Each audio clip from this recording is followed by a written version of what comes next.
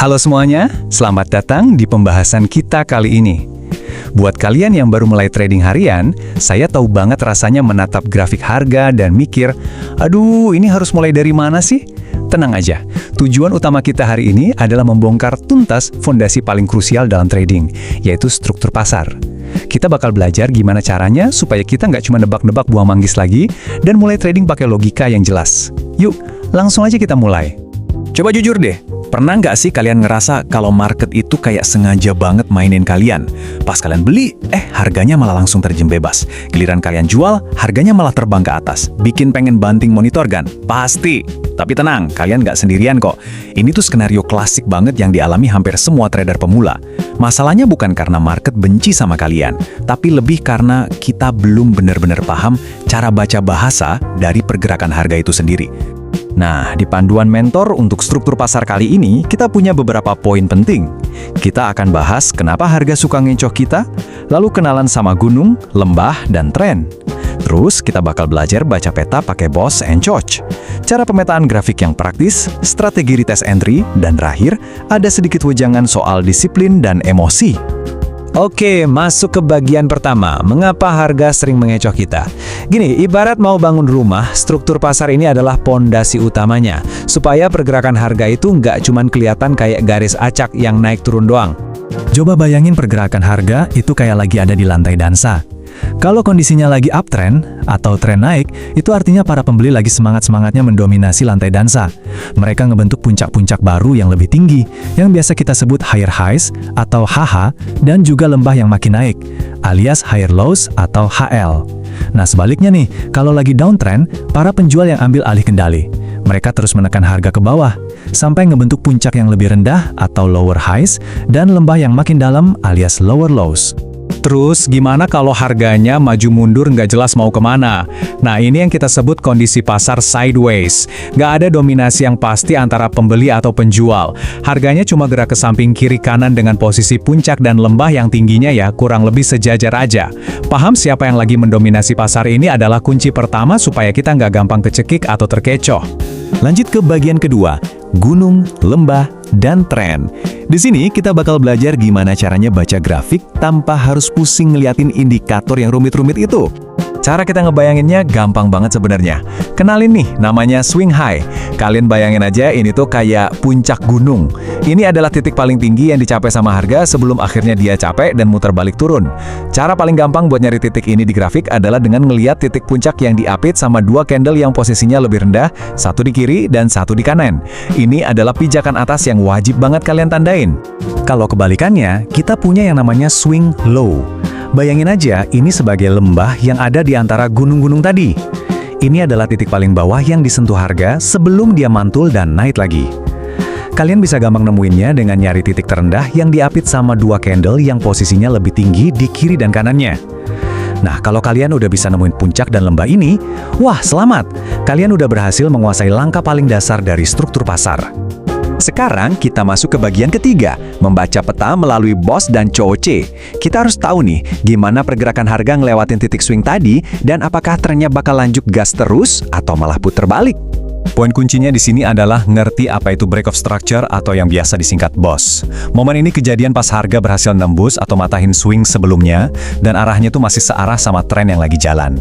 Ibaratnya ada kereta api nih, BOSS ini ngasih sinyal kalau relnya tuh masih lurus ke depan, alias trennya masih kuat berlanjut. Jadi kalau tren lagi naik, terus harganya nembus swing high yang lama, itu artinya kekuatan pembeli masih benar-benar solid. Tapi tunggu dulu, gimana kalau arah keretanya tiba-tiba belok? Nah, disinilah kita kenalan sama change of character atau Choch. Beda sama Boss tadi, Choch ini tuh ibarat alarm peringatan dini kalau pasar mungkin bakal putar balik. Ini kejadian kalau harga tiba-tiba nembus swing yang arahnya berlawanan sama tren yang lagi jalan. Misal nih, pasar lagi asik uptrend. Tiba-tiba harganya anjlok tajam dan nembus swing low terakhir. Nah loh, ini pertanda jelas kalau market lagi siap-siap buat putar arah alias U-turn. Oke, kita lanjut ke bagian keempat, pemetaan grafik praktis. Yuk kita ubah semua teori tadi jadi langkah-langkah nyata yang bisa langsung kalian praktekin di grafik. Gini nih, 4 tahapan konkret buat memetakan pasar dari nol banget. Pertama, kalian identifikasi dan tandain dulu mana aja puncak gunung dan lembahnya, alias swing highs dan lows-nya. Kedua, cari momen penembusan yang searah sama tren. Yups, si break of structure tadi.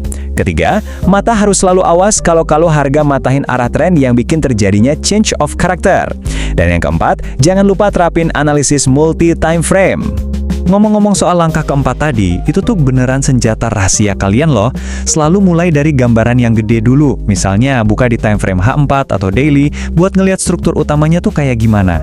Nah, kalau kalian udah dapat arah besarnya mau kemana, baru deh kalian zoom in ke time frame yang lebih kecil kayak M15 atau M30 buat nyari area entry yang benar-benar presisi. Kenapa harus gini? Biar kalian nggak gampang kejebak sama pergerakan harga di time frame kecil yang sering banget ngasih sinyal palsu. Masuk ke bagian kelima, strategi retest entry. Di sini kita bakal ngerombak hasil analisa struktur kita tadi jadi sebuah keputusan buy atau sell yang super terukur.